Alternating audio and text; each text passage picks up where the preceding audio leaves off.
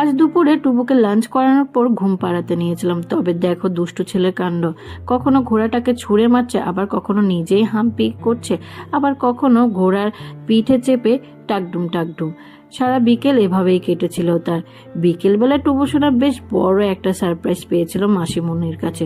আমার দুষ্টু ছেলের ওরে সে কি আনন্দ!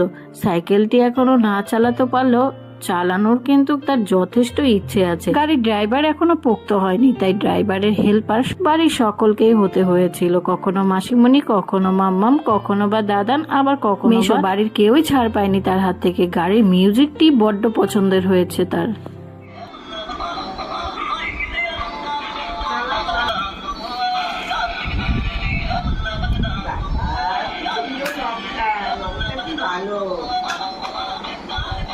মাসিমণির থেকে পাওয়া সারপ্রাইজ শুধু এখানেই শেষ নয়, এর সাথে আছে আরো অনেক কিছু। অবশ্যই দেখতে হবে নেক্সট